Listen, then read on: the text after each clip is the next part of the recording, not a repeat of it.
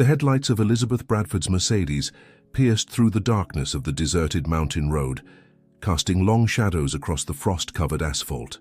Her trembling hands gripped the steering wheel as she glanced at the rearview mirror, catching a glimpse of the tiny bundle wrapped in a thin blanket in the back seat. Little Connor's quiet whimpers filled the car, each sound piercing her heart like a dagger. Elizabeth was the heiress to the Bradford fortune, one of America's most prominent families in Vermont. Their name adorned hospitals, universities, and countless charitable foundations. But tonight, none of that mattered. The weight of her family's expectations and the suffocating pressure of maintaining their pristine reputation had led her to this moment of desperate choice. The baby in the back seat was evidence of a love affair that would scandalize not only the Bradford name, but potentially destroy decades of carefully cultivated business relationships and social standing. Connor's father, James, was someone her family would never accept. A groundskeeper who had captured her heart during the previous summer with his genuine smile and kind soul. As memories of her clandestine meetings with James flooded her mind, Elizabeth felt a lump form in her throat. Their stolen moments of happiness seemed like a lifetime ago now. The joy she had felt when she first discovered her pregnancy had quickly turned to panic as reality set in. Her family would never allow this child to tarnish their carefully curated image. Elizabeth's grip tightened on the steering wheel as she recalled the heated arguments with her parents. Their words still echoed in her mind. "Think of the family, Elizabeth. This indiscretion could ruin everything we've built." The disappointment in her father's eyes and the cold fury in her mother's voice had sealed Connor's fate before he was even born. The car slowed as Elizabeth approached a particularly desolate stretch of road. Ancient trees loomed on either side, their bare branches clawing at the night sky. She pulled over, the gravel crunching beneath the tires. For a moment she sat motionless, listening to the soft ticking of the cooling engine and Connor's gentle coos. With a deep breath, Elizabeth stepped out of the car. The biting wind whipped at her designer coat, a stark reminder of the life she was leaving behind. She opened the rear door, her hands shaking as she reached for Connor. The baby stirred in her arms, his tiny fingers grasping at the air. "I'm so sorry, my love," Elizabeth whispered, her voice breaking. "I hope someday you'll understand, or at least forgive me." She pressed a soft kiss to his forehead, inhaling his sweet baby scent one last time. Carefully, she placed Connor on the ground, nestling him against the base of a large oak tree. From her pocket, she withdrew a delicate gold locket, a Bradford family heirloom passed down through generations. With trembling fingers, she clasped it around Connor's neck, praying it would somehow lead him back to his true identity one day. Elizabeth stood, her legs threatening to give way beneath her. Every fiber of her being screamed at her to pick up her child, to turn back, to face whatever consequences awaited her. But the fear of disappointing her family, of losing everything she had ever known, proved stronger than her maternal instincts. With one last agonizing look at Connor, Elizabeth forced herself back into the car. The engine roared to life, drowning out the sound of her sobs. As she pulled away, her eyes remained fixed on the rearview mirror, watching the tiny form of her son grow smaller and smaller until he disappeared into the darkness. The road stretched endlessly before her, each mile carrying her further from Connor and deeper into a pit of guilt and regret. Elizabeth's mind raced with possibilities. What if someone found him quickly? What if no one found him at all? The what-ifs tormented her, threatening to drive her back. Suddenly, a loud pop echoed through the car, followed by an ominous rattling sound. Elizabeth's heart raced as she realized her car was having mechanical issues. She managed to guide the vehicle to the side of the road before it sputtered to a complete stop. As she sat there, stranded in the dark, Elizabeth felt the full weight of her actions crash down upon her. She buried her face in her hands, her body racked with sobs. The universe seemed to be giving her one last chance to reconsider, to go back for Connor. But the fear that had driven her to this point still held her in its grip. With shaking hands, she reached for her phone, ready to call for help. As she waited for a signal, Elizabeth made a silent vow to find a way to make things right. Somehow, someday. Little did she know that back where she had left Connor, an unexpected guardian was about to enter the scene, one that would set in motion a chain of events that would change not only Connor's life, but the lives of everyone connected to him in ways Elizabeth could never have imagined. The forest was silent, save for the gentle rustling of leaves in the cold night breeze. Connor lay beneath the ancient oak, his cries growing weaker as the frigid air sapped his strength. The moonlight glinted off the golden locket around his neck, a stark contrast to the simplicity of his surroundings. Suddenly a twig snapped in the darkness. Heavy footfalls approached, accompanied by deep rumbling breaths. From the shadows emerged a massive figure, a bear, its amber eyes gleaming in the moonlight. The creature's powerful muscles rippled beneath its thick fur as it cautiously approached the source of the unfamiliar scent. The bear, a male grizzly known to local wildlife researchers as Old Tom, had roamed these woods for years. He was a solitary creature, more interested in foraging for berries and fish than in human affairs. But tonight, something had drawn him from his usual haunts. As Old Tom neared Connor, his nostrils flared, taking in the baby's scent. The bear's head tilted, almost quizzically, as he observed the tiny human. Connor's whimpers grew louder, his little arms flailing in distress. In that moment, something extraordinary happened. A connection formed between the ancient predator and the helpless infant. Perhaps it was instinct or some deeper, more mystical force at work. Whatever the reason, Old Tom did not see Connor as prey, but as something to be protected. With surprising gentleness, the bear lowered his massive body next to the baby, creating a warm barrier against the biting wind. Connor's cries subsided as he nestled against the bear's thick fur. Old Tom remained vigilant, his keen senses alert for any potential threats. As the night wore on, an unlikely bond formed between the two, a primal guardian and his vulnerable charge. Miles away, in a modest cabin on the outskirts of the forest, Rose and Jack Thompson were settling in for the night. The elderly couple had lived in these woods for decades, embracing a simple life away from the bustle of the city. They had never been blessed with children of their own, a fact that had long been a source of quiet sorrow for them both. Rose sat by the fireplace, her weathered hands working on a patchwork quilt. Jack was in his favorite armchair, reading a well-worn copy of Thoreau's Walden. The peacefulness of their evening was interrupted by a strange feeling that settled over Rose. "Jack," she said, setting aside her needlework. "Did you hear that?" Jack looked up from his book, brow furrowed. "Hear what, dear?" "I'm not sure," Rose replied, moving to the window. "It was like a child crying, but far away." Jack joined her at the window, peering out into the darkness. "I don't see anything, Rose. It's probably just the wind playing tricks on us." But Rose couldn't shake the feeling that something was amiss. She had always had a strong intuition, a connection to the forest that went beyond mere observation.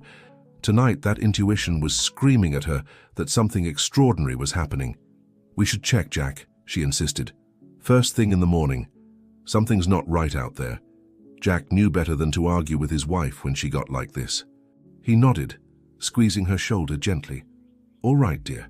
We'll take a walk along the road in the morning." As they prepared for bed, neither Rose nor Jack could have imagined the discovery that awaited them. The events of the coming day would test their compassion, challenge their beliefs, and ultimately change their lives forever. Back in the forest, Old Tom remained steadfast in his vigil over Connor. The bear's massive form rose and fell with each breath, creating a soothing rhythm that lulled the baby into a peaceful sleep. The golden locket glimmered in the moonlight, a beacon of hope in the darkness. As dawn approached, the forest began to stir. Birds tentatively chirped their morning songs, and small creatures rustled in the underbrush. Old Tom's ears twitched at each sound, his protective instincts on high alert. He knew that soon he would need to return to the depths of the forest, away from the threat of human encroachment. But for now, in this liminal space between night and day, between wilderness and civilization, an unlikely alliance had formed. A bear, driven by instincts he couldn't understand, had become the guardian of a child born into a world of privilege, but abandoned to fate. As the first rays of sunlight began to filter through the trees, illuminating the odd pair, the stage was set for a series of events that would intertwine the lives of the Bradfords, the Thompsons, and the forces of nature in ways none could have predicted. The discovery that Rose and Jack were about to make would be just the beginning of a tale that would challenge the very foundations of family, belonging, and the invisible threads that connect us all. The early morning mist clung to the forest floor as Rose and Jack Thompson set out on their walk. The air was crisp, filled with the earthy scent of damp leaves and pine. Rose led the way, her weathered hiking boots crunching softly on the gravel road. Jack followed close behind, his eyes scanning the tree line for any signs of disturbance. "I still think you're chasing shadows, Rose," Jack said, his breath visible in the cool air. "But I've learned not to doubt your instincts." Rose didn't respond, her focus entirely on the path ahead. Something was pulling her forward, an inexplicable urgency that she couldn't shake. As they rounded a bend in the road, she suddenly stopped, causing Jack to nearly bump into her. "Look," she whispered, pointing to a spot just off the road. There, nestled at the base of an ancient oak tree, was a sight that made both of their hearts skip a beat. A tiny bundle wrapped in a thin blanket lay motionless on the ground, but what truly shocked them was the massive form curled protectively around it, a full-grown grizzly bear. "Good Lord," Jack breathed, instinctively reaching for Rose to pull her back. "We need to get out of here, Rose. That bear—" But Rose was already moving forward, her eyes fixed on the bundle. "Jack," she said, her voice trembling, "I think it's a baby." The bear, Old Tom, raised his head at their approach, his amber eyes locked onto the couple, assessing the potential threat. Rose froze, her heart pounding in her chest. For a moment, time seemed to stand still as human and beast regarded each other. Then, in a move that defied all logic, Old Tom slowly stood and backed away from the bundle. He gave one last look at the baby, then lumbered off into the woods, disappearing as silently as he had appeared. Rose didn't hesitate. She rushed forward, dropping to her knees beside the bundle.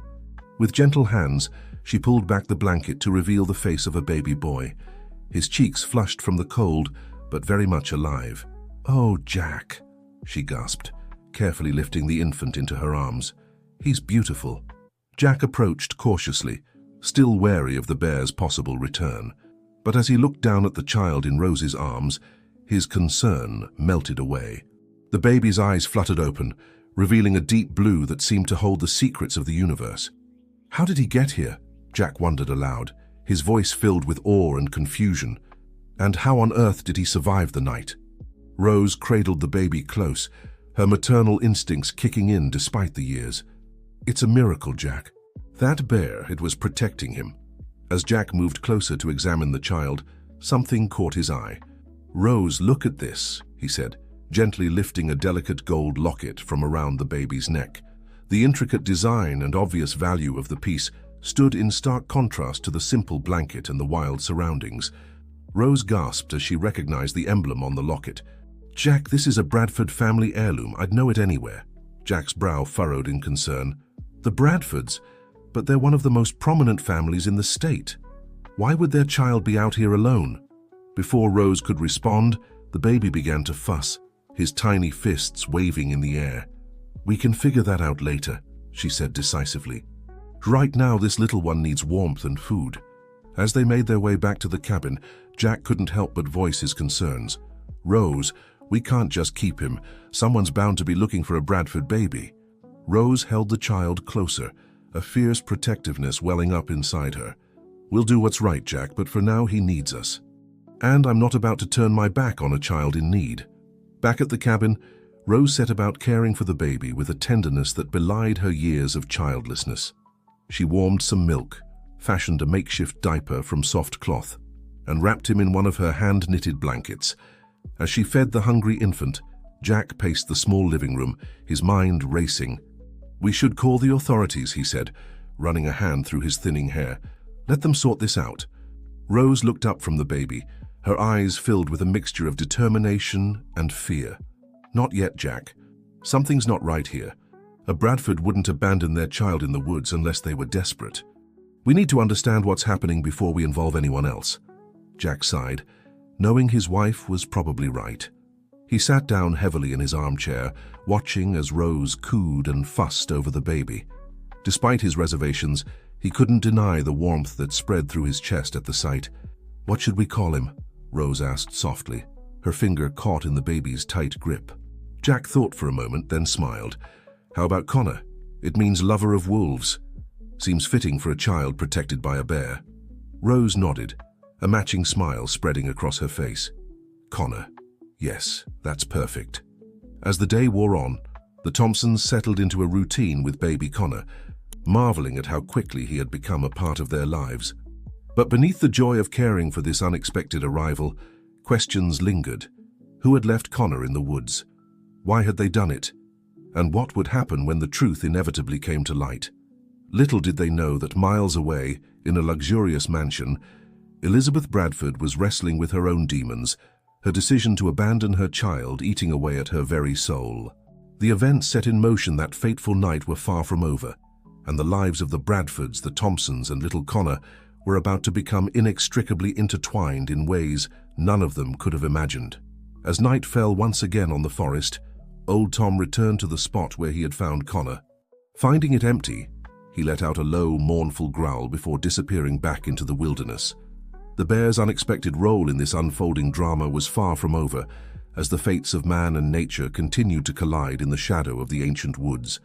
The Bradford mansion loomed large against the Vermont sky, its manicured lawns and pristine facade, a testament to generations of wealth and influence. Inside, however, the atmosphere was far from serene. Elizabeth Bradford sat in her father's study, her fingers nervously tracing the rim of a crystal tumbler filled with untouched bourbon. Across from her, William Bradford, the family patriarch, paced the room like a caged lion. His usually impeccable appearance was disheveled, his tie loosened, and his silver hair unkempt. The weight of the past 24 hours had taken its toll on both of them. "This is a disaster, Elizabeth," William growled, his voice low and dangerous. "Do you have any idea what you've done? The risks you've taken?" Elizabeth flinched at her father's words, feeling every bit the chastised child despite her 30 years. "I did what I thought was best, Father, for the family, for our legacy." "Best?" William whirled on her, his eyes flashing with anger and fear. "Abandoning your child in the wilderness is what you thought was best. My God, Elizabeth, have you lost your mind?" Tears welled in Elizabeth's eyes, but she blinked them back furiously. Showing weakness now would only make things worse. "What choice did I have? You and Mother made it clear that there was no place for Connor in our lives, no place for James." At the mention of James, William's face darkened further. "That gardener had no right to—" "His name is James," Elizabeth interrupted, a spark of defiance flaring in her chest. "And he has every right. He's Connor's father." William waved his hand dismissively. "It doesn't matter now. What matters is containing this situation before it spirals out of control." He moved to his desk, pulling out a slim folder. "I've hired a private investigator. Thomas Reed. He's discreet, efficient, and most importantly, he understands the delicacy of our position." Elizabeth's heart raced. "An investigator? But I thought we wanted to keep this quiet."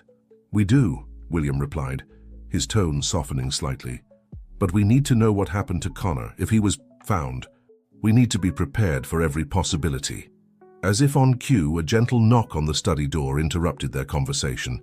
William's secretary, a prim woman in her 50s, entered with a stack of newspapers. "Sir, I thought you should see these immediately." William snatched the papers, his eyes scanning the headlines, his face paled visibly.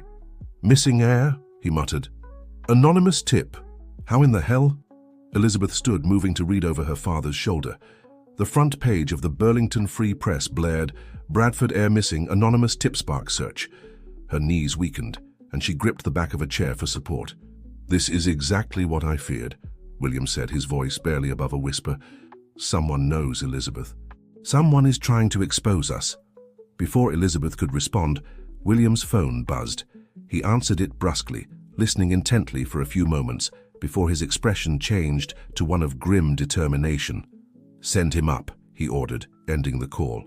"Thomas Reed is here," he informed Elizabeth. "Perhaps he can shed some light on this mess." Minutes later, Thomas Reed strode into the study. He was a tall, lean man with piercing grey eyes that seemed to take in every detail of the room and its occupants in seconds. His well-tailored suit and polished shoes spoke of success, but there was a hardness to him that hinted at a less refined past. "Mr. Bradford, Ms. Bradford," he greeted them with a slight nod. "I assume you've seen the papers." William gestured for Reed to sit. "What do you know about this, Reed? Who leaked the information?" Reed's expression remained impassive. "I'm working on tracing the source of the tip, but that's not our biggest concern right now." He pulled out a small notebook. "I've been making inquiries in the area where Ms. Bradford left the child. His eyes flicked briefly to Elizabeth, who flinched at the reminder. There's been talk in a nearby town. An elderly couple, the Thompsons, were seen buying baby supplies yesterday. They're known to be childless. Elizabeth's breath caught in her throat. Could it be possible? Had someone found Connor? There's more, Reed continued. The woman, Rose Thompson, used to work as a housekeeper for several prominent families in the area years ago, including, if I'm not mistaken, the Bradfords. William's eyes widened in recognition. Rose, yes, I remember her. She left our employ rather suddenly about 20 years ago. Elizabeth's mind raced.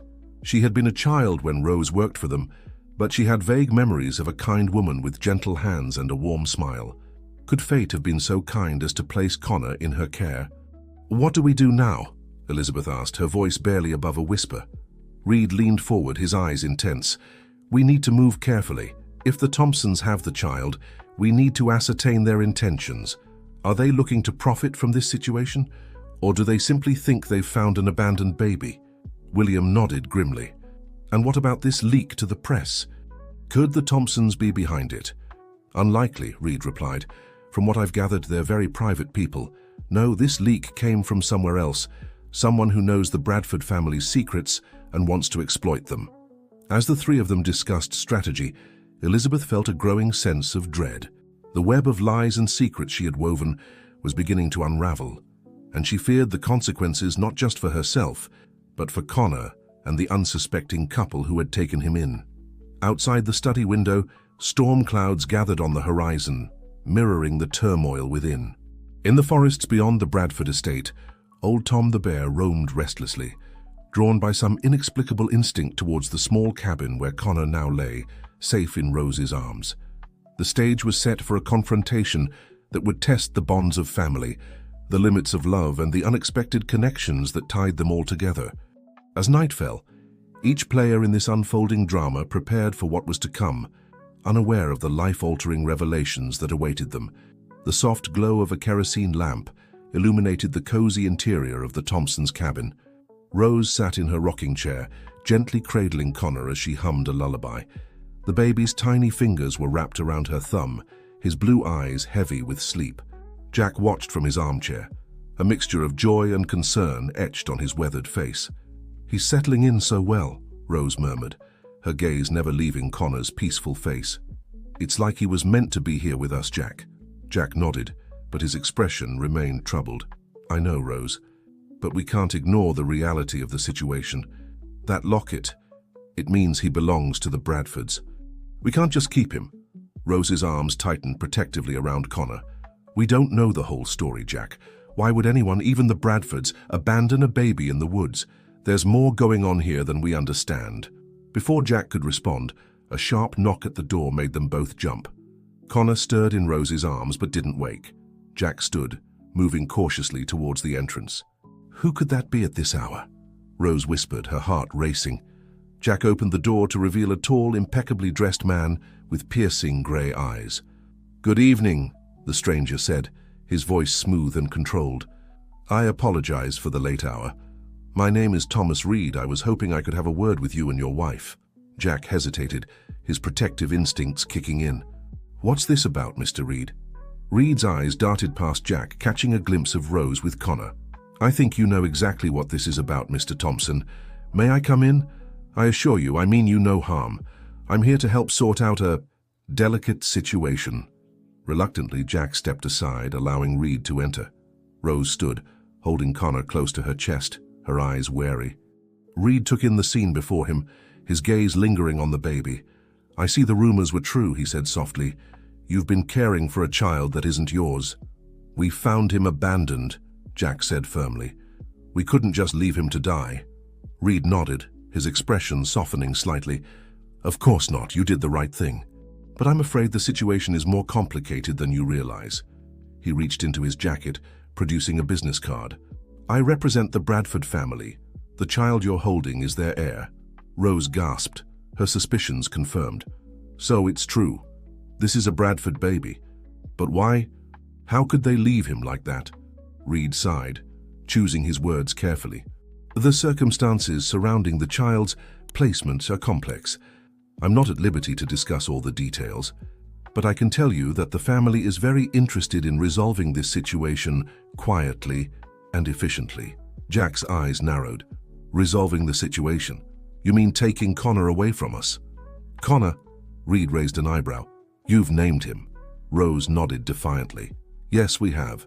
And we've cared for him, loved him. We can't just hand him over to strangers, even if they are his biological family. Reed held up his hands in a placating gesture. I understand your attachment, Mrs. Thompson, but surely you must see that this child belongs with his family. The Bradfords can provide him with opportunities and security that you simply cannot. As the adults argued, Connor began to fuss, sensing the tension in the room. Rose instinctively started to rock him, murmuring soothing words. Reed watched the interaction closely, a flicker of something, perhaps doubt, crossing his face. Look, he said, his tone softening, I'm not here to take the child tonight, but we need to discuss how to move forward. The Bradfords are willing to be generous in exchange for your discretion and cooperation. Jack's face reddened with anger. We're not looking for a payoff, Mr. Reed. We want what's best for Connor. And you believe you know what's best better than his own family? Reed challenged. Before anyone could respond, a low, rumbling growl emanated from just outside the cabin. Everyone froze. Jack moved to the window, peering out into the darkness. It can't be, he muttered, his eyes widening in disbelief. There, illuminated by the porch light, stood Old Tom. The massive grizzly bear was mere feet from the cabin, his amber eyes fixed on the door as if he could see right through it to Connor. Reed's hand instinctively moved towards his hip, where Jack suspected a concealed weapon might be. Is that a bear? Reed asked, his usual composure slipping.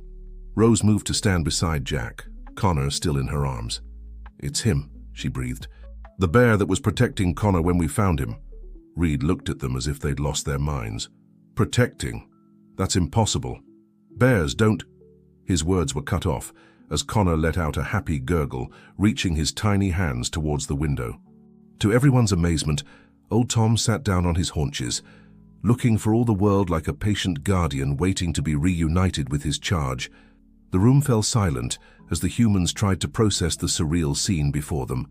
In that moment, the lines between nature and civilization, between legal claims and moral obligations seemed to blur. Rose was the first to speak, her voice filled with quiet determination. Mr. Reed, I think you need to go back to the Bradfords and tell them that this situation is far more complex than any of us realized. Connor isn't just an heir or a problem to be solved. He's part of something bigger. Reed looked from Rose to the bear and back again, his carefully constructed worldview visibly shaken. I'll need to consult with my clients, he managed to say. This is unprecedented. As Reed prepared to leave, casting nervous glances at Old Tom, Jack and Rose exchanged a look of understanding.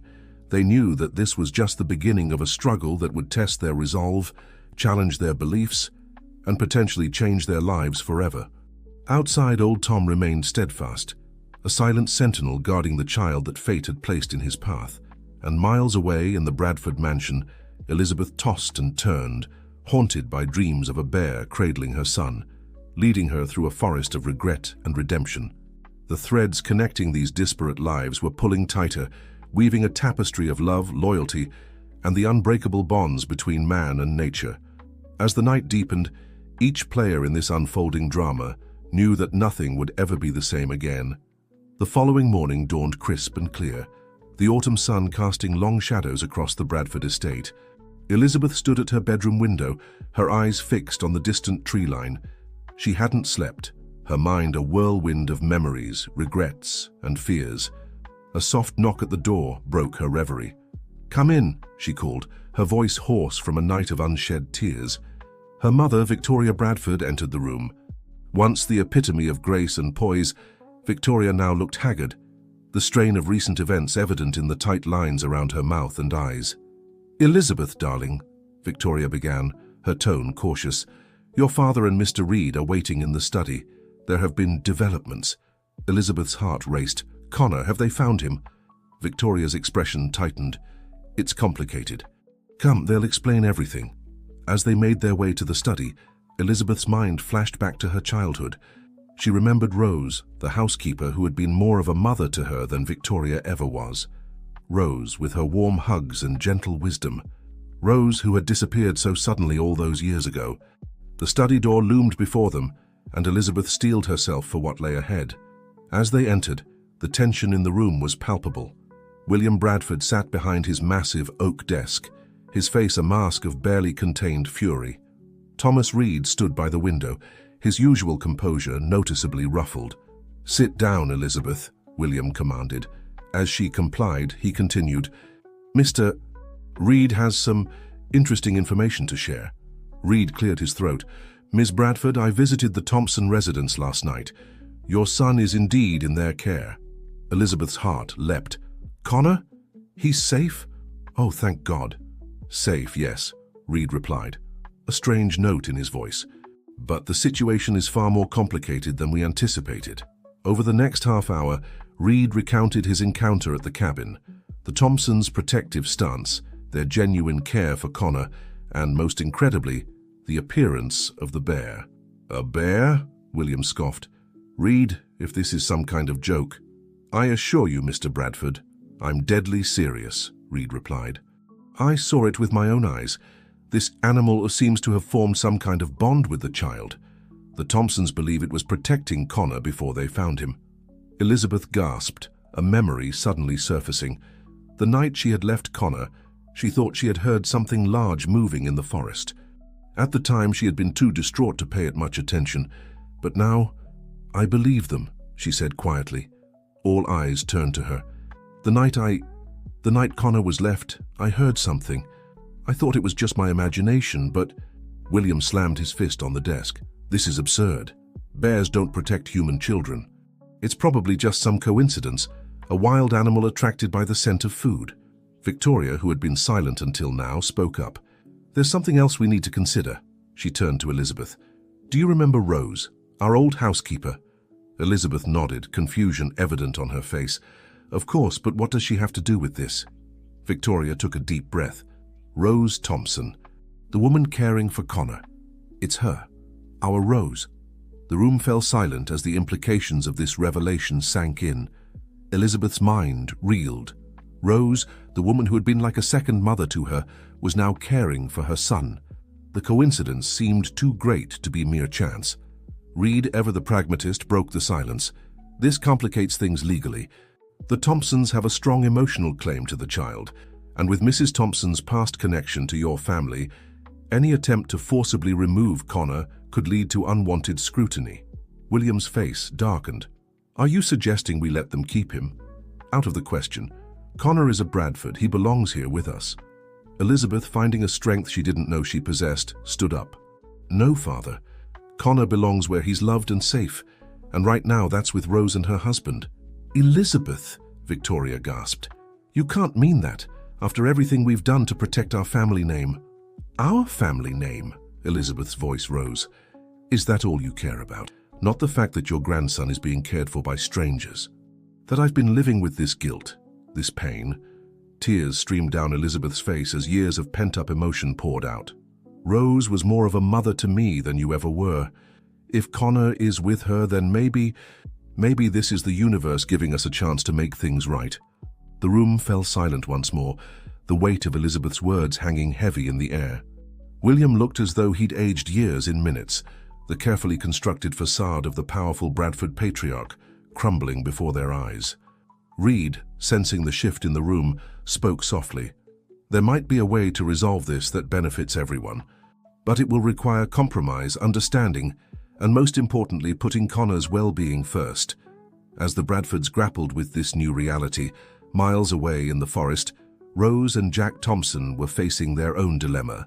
They sat on their porch, watching in awe as old Tom lounged at the edge of their property, his eyes never leaving the cabin where Connor slept peacefully. "What are we going to do, Jack?" Rose whispered, her hand clasped tightly in his. "We can't give him up, not now, not after everything." Jack squeezed her hand. "We'll figure it out, Rose, together. For Connor." As the sun climbed higher in the sky, casting its warm light over the forest and the Bradford estate alike, the stage was set for a confrontation that would test the boundaries of family, challenge the laws of nature, and redefine what it truly means to belong. In the heart of it all, Oblivious to the storms brewing around him, baby Connor slept on, guarded by the love of his adoptive grandparents and the watchful eyes of his most unlikely protector. The following days brought an uneasy calm to both the Bradford estate and the Thompson cabin. It was the calm before the storm, a fragile peace that everyone knew couldn't last. At the Bradford mansion, Elizabeth found herself caught between her family's expectations and her growing desire to do right by her son. One crisp morning, she made a decision that would change everything. Slipping out of the house before dawn, Elizabeth drove her car down the winding forest roads, her heart pounding with each mile that brought her closer to Connor. Meanwhile, at the Thompson cabin, Rose was gently rocking Connor on the porch swing. The morning mist was just beginning to lift, revealing old Tom's massive form at the edge of the clearing. The bear had become a constant presence, much to Jack's unease and Rose's quiet amazement. "I still can't believe it," Jack muttered, sipping his coffee as he watched the bear from the safety of the porch. "A wild animal, acting like some kind of guardian." Rose smiled softly. "Nature has its own wisdom, Jack. We'd do well to listen sometimes." Their peaceful morning was interrupted by the sound of an approaching car. Jack tensed, remembering Reed's visit, but Rose's sharp intake of breath made him turn. "It can't be," Rose whispered, her eyes wide with recognition as a sleek vehicle pulled up in front of their cabin. Elizabeth stepped out, her designer clothes a stark contrast to the rustic surroundings. For a moment, she stood frozen, taking in the scene before her, Rose holding Connor, Jack's protective stance, and most incredibly, the huge bear watching from the tree line. "Rose," Elizabeth said, her voice barely above a whisper, "it's been so long." Rose stood slowly, cradling Connor close. "Elizabeth, my God, you've grown so much." Her eyes narrowed with sudden understanding. "Connor, he's yours, isn't he?" Elizabeth nodded, tears welling in her eyes. "Yes, and I'm so sorry. For everything." The tension was palpable as Elizabeth took a hesitant step forward. Old Tom let out a low growl, causing everyone to freeze. To everyone's surprise, Connor chose that moment to let out a happy gurgle, reaching his tiny hands towards Elizabeth. It was as if a spell had been broken. Rose's expression softened, and she slowly descended the porch steps. "Would you like to hold him?" she asked gently. Elizabeth's hands trembled as she took Connor into her arms for the first time since that fateful night. "Hello, my sweet boy," she whispered, tears streaming down her face. "I'm so sorry." As the women stood there, united by the child between them, Jack cleared his throat. "Perhaps we should all go inside. We have a lot to talk about."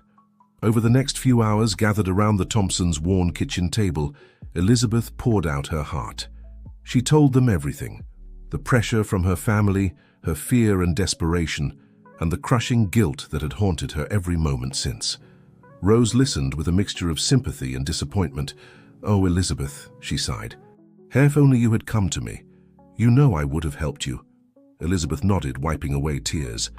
"I know that now. I was so scared, so foolish.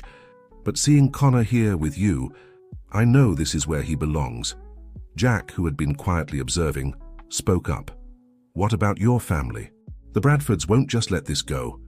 As if on cue, the sound of multiple vehicles approaching broke the tension in the room. Elizabeth's face paled. "Oh no, they must have followed me." Outside, car doors slammed, and voices could be heard approaching the cabin. Rose instinctively held Connor closer, while Jack moved to the window. "It's your parents," he reported grimly, "and that Reed fellow." "And is that the sheriff?" Elizabeth stood, squaring her shoulders. "Let me talk to them. This has to end here and now." As she stepped onto the porch, William Bradford's voice boomed across the clearing. "Elizabeth, what do you think you're doing? Get in the car now. We're taking the child and ending this farce." Elizabeth stood her ground, her voice steady as she replied, "No, Father. I won't let you do this. Connor stays here with Rose and Jack. It's what's best for him." Victoria, looking pale and drawn, pleaded, "Darling, please, think of the family. Think of our reputation." "I'm thinking of my son," Elizabeth shot back, "and the people who have shown him more love in a few days than our family has in a lifetime." As the argument escalated, Reed and the sheriff approached cautiously. The sheriff, a kind-faced man named Tom Parker, held up his hands placatingly. "Folks, Let's all calm down. There's got to be a way to resolve this peacefully. Suddenly, a deep, rumbling growl silenced everyone. Old Tom had emerged from the forest, placing himself between the cabin and the newcomers. The sheriff's hand moved instinctively to his holster, but Reed quickly placed a restraining hand on his arm. "Don't," Reed warned. "That bear, it's been protecting the child. If you shoot, there's no telling what might happen." The standoff seemed to stretch for an eternity. The Bradfords, used to wielding their wealth and influence to get their way, found themselves powerless in the face of nature's raw power and the unbreakable bonds of love that had formed around Connor. It was Rose who finally broke the silence, stepping onto the porch with Connor in her arms. "This child," she said, her voice carrying across the clearing, "is loved. By Elizabeth, by Jack and me, and even by this bear. If you truly care for him, you'll see that this is where he belongs." As Connor cooed softly, reaching out towards Old Tom, something shifted in the air. The bear sat back on his haunches, his fierce demeanor softening as he watched the baby. William Bradford, his face a mix of confusion and defeat, turned to Elizabeth. "Is this truly what you want, to give up everything for this?" He gestured vaguely at the rustic surroundings. Elizabeth stood tall, moving to stand beside Rose. "This is everything, Father. This is family, real family." As the gravity of the situation sank in, Sheriff Parker stepped forward. "Mr. and Mrs. Bradford, unless you have a court order, there's nothing illegal happening here. The child is safe and well cared for. I suggest we all take some time to cool off and handle this like civilized folks." Reed, ever the strategist, saw an opportunity. Perhaps there's a way to resolve this that benefits everyone. A compromise that keeps Connor safe and loved, while still maintaining the Bradford family connections. As the group tentatively began to discuss possibilities, the tension in the air slowly dissipated. Old Tom, sensing the change, lumbered back towards the tree line but remained visible, a silent guardian to the proceedings. Inside the cabin, Connor slept peacefully, oblivious to the life-changing decisions being made around him. The love that surrounded him, from his birth mother, his adoptive grandparents, and his wild protector, had created a force strong enough to bridge the gap between two worlds, offering hope for a future where family was defined not by blood or name, but by love and understanding. As the sun began to set, casting long shadows across the clearing, the first tentative steps towards resolution were taken. The storm that had been gathering had broken, not in destruction, but in the promise of new beginnings and healed wounds. The weeks following the confrontation at the Thompson cabin were filled with tense negotiations, emotional breakthroughs, and unexpected alliances. The small living room became the unlikely setting for a series of meetings that would reshape the lives of everyone involved. Elizabeth, having taken a leave of absence from her high-powered job in the city, had moved into a small rental cottage near the Thompsons. She spent her days splitting time between getting to know her son and navigating the complex web of legal and personal issues surrounding Connor's future. One crisp autumn afternoon, the key players gathered once again around the Thompsons' kitchen table. William and Victoria Bradford sat stiffly, still uncomfortable in the rustic surroundings. Elizabeth sat next to Rose, the two women presenting a united front. Jack stood by the window, keeping one eye on the proceedings and another on Old Tom, who had taken up his usual post at the edge of the clearing. Thomas Reed, who had surprisingly become a voice of reason in the negotiations, cleared his throat. "I believe we've made significant progress," he began. "The proposal on the table is as follows. Connor will primarily reside here with the Thompsons, with Elizabeth having liberal visitation rights and gradually increasing custody as the child grows older." William frowned, but held his tongue as Reed continued. "The Bradford family will establish a trust for Connor's future education and needs, but day-to-day decisions will be made jointly by Elizabeth and the Thompsons. Additionally, we propose setting up a nature preserve surrounding this area, which will ensure the protection of the land and its inhabitants." He glanced meaningfully towards Old Tom.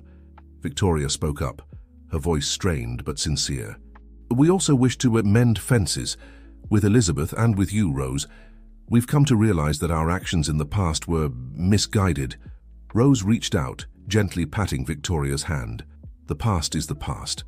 What matters now is moving forward for Connor's sake."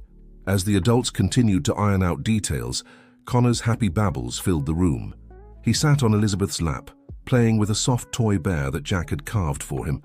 The real bear, old Tom, seemed to perk up at the sound, his massive head tilting as if listening intently. Elizabeth, noticing this, turned to Reed.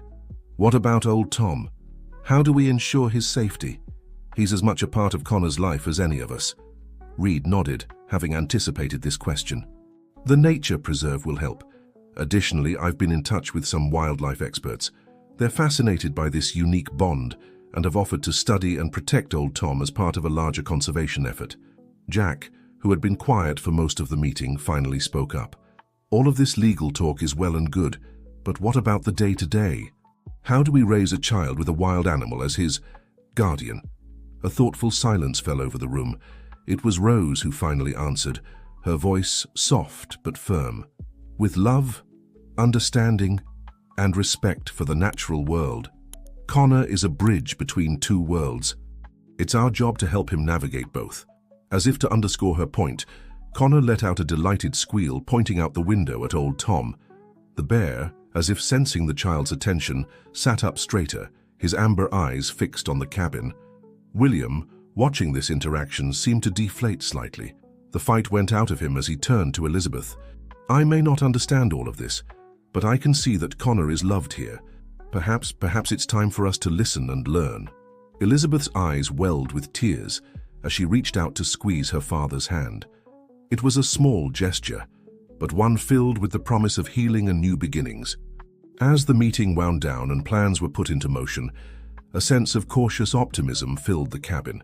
Outside, the forest seemed to sigh with contentment, leaves rustling in a gentle breeze, as if nature itself approved of the decisions made.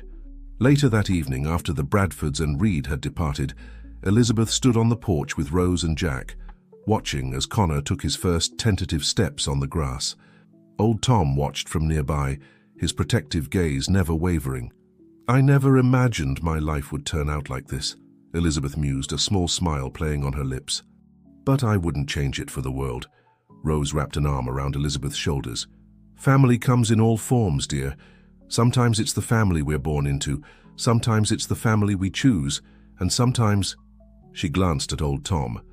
"It's the family that chooses us." Jack nodded, his gruff exterior softening as he watched Connor giggle and play. "We've got a long road ahead, but we'll walk it together. For Connor." As the sun began to set, painting the sky in brilliant hues of orange and pink, the unlikely family stood together, united by love and the miracle of new beginnings. Connor's laughter echoed through the clearing, a joyful sound that seemed to bridge the gap between the civilized world and the wild, between past hurts and future hopes. In that moment, watching her son thrive under the loving gazes of his human family and his bear protector, Elizabeth felt a peace she had never known before. The path ahead would not be easy, but it would be walked with love, understanding, and the unbreakable bonds of a family forged by extraordinary circumstances. As night fell and stars began to twinkle overhead, old Tom let out a soft, contented growl. It was as if he too understood that something profound had shifted, that the future held promise not just for Connor, but for all of them. A future where the lines between human and nature, family and friend, blurred into something beautiful and new. 5 years had passed since that fateful night when Elizabeth left Connor in the woods, setting in motion a chain of events that would redefine the meaning of family for all involved. The small clearing that once housed only the Thompsons' modest cabin had transformed into a haven of harmony between human and nature. A new, larger cabin stood proudly next to the original, providing a home for Elizabeth, who had permanently relocated to be near her son. The Thompsons' cabin had been expanded, allowing them to comfortably continue their role as Connor's primary caregivers. Between the two structures, a state-of-the-art research facility hummed with activity, dedicated to studying the unique bond between Connor and old Tom, as well as broader wildlife conservation efforts. It was Connor's 5th birthday, and the clearing buzzed with excitement. Balloons and streamers adorned the trees, their bright colors a stark contrast to the lush green foliage. A large banner reading "Happy Birthday, Connor," stretched between two sturdy oaks. Connor, now a vibrant and curious 5-year-old, darted between guests with boundless energy. His golden hair shimmered in the sunlight, and his blue eyes sparkled with joy. He wore a t-shirt adorned with a bear print, a nod to his unusual guardian. Elizabeth stood on the porch, watching her son with a mixture of pride and amazement. Rose approached, handing her a cup of lemonade. "Can you believe how far we've come?" Rose asked, her voice soft with wonder. Elizabeth shook her head, smiling. "Sometimes it feels like a dream. But then I look at Connor, at all of this." She gestured to the gathering. "And I know it's beautifully real." The guest list was an eclectic mix that would have been unimaginable 5 years ago. William and Victoria Bradford mingled with local townspeople, their once rigid demeanor softened by time and the love for their grandson. Thomas Reed, who had become an unexpected ally, chatted animatedly with wildlife researchers about the latest developments in their studies. Jack Thompson, still gruff but noticeably more relaxed, manned the grill, flipping burgers and hot dogs with practiced ease. He called out to Connor, "Hey, birthday boy, come tell your old Grandpa Jack how you want your burger." Connor raced over, giggling. "Extra cheese, Grandpa. And can I have one for Tom, too?" Jack chuckled, shaking his head in amusement. "Sure thing, kiddo. Though I think your big friend prefers fish to burgers." As if on cue, a rustle from the tree line drew everyone's attention. Old Tom emerged, his massive form commanding respect and awe from the gathering. The bear had aged alongside Connor, his muzzle now flecked with grey, but his eyes were as alert and intelligent as ever. The guests fell silent, still not entirely used to the bear's presence at social gatherings. But Connor showed no fear, running straight to old Tom with open arms. "Tom, you came to my party," Connor exclaimed, burying his face in the bear's thick fur. Old Tom let out a soft grunt, gently nuzzling the boy. The bond between them was palpable, a connection that defied explanation but touched the hearts of all who witnessed it. Elizabeth moved to join her son, no longer afraid of the bear that had become such an integral part of their lives. She placed a gentle hand on old Tom's head, marveling at the trust between them. "Thank you," she whispered to the bear, her voice thick with emotion, "for everything." As the party continued, Connor regaled his friends with tales of his adventures with old Tom, his imagination blending seamlessly with the already extraordinary reality of his life. The adults listened in, reminded of the magic and wonder that Connor's unique situation brought into all their lives. As the sun began to set, casting a warm golden glow over the clearing, Elizabeth called for everyone's attention. She stood in the center of the gathering, Connor by her side, and old Tom, a reassuring presence behind them. "5 years ago," Elizabeth began, her voice carrying across the hushed crowd, "I made a decision born of fear and desperation. I thought I was ending one chapter of my life, but in reality, I was beginning the most beautiful story I could have ever imagined." She looked down at Connor, who beamed up at her.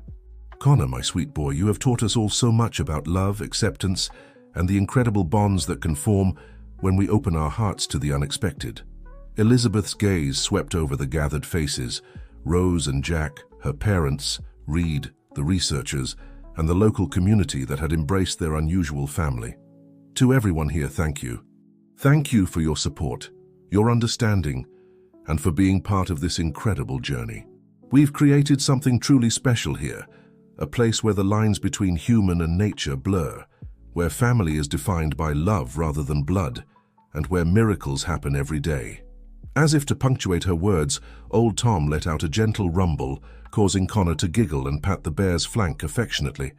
"As we celebrate Connor's 5th birthday," Elizabeth continued, "we also celebrate the family we've built, the bridges we've mended, and the future we're creating. A future where respect for nature and love for one another go hand in hand." Tears glistened in many eyes as Elizabeth finished speaking. Rose and Jack moved to stand beside her, enveloping both Elizabeth and Connor in a warm embrace. William and Victoria joined them, the past tensions melting away in the face of the love that surrounded their grandson. As night fell and stars began to twinkle overhead, the clearing was alive with laughter, music, and the warm glow of newfound understanding. Connor, tuckered out from the excitement, had fallen asleep leaning against old Tom, the bear keeping a watchful eye over his young charge. Elizabeth stood at the edge of the clearing, taking in the scene before her.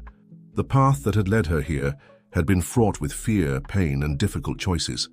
But as she watched her son sleep peacefully under the protection of a wild bear, surrounded by a family that defied convention, She knew that every step had been worth it. The tapestry of love that had been woven over the past 5 years was strong, beautiful, and ever-expanding. It was a testament to the power of forgiveness, the strength of unconditional love, and the magic that can happen when we open our hearts to the unexpected. As the celebration wound down and guests began to depart, the forest seemed to sigh contentedly. The stars shone brightly, bearing witness to a story of redemption, second chances, and the unbreakable bonds of a most unusual family. Elizabeth smiled, her heart full. The journey wasn't over. In many ways it was just beginning. But with Connor at the center, bridging 2 worlds with his innocent love, she knew that whatever challenges lay ahead, they would face them together, humans and bear alike, bound by a love that knew no boundaries.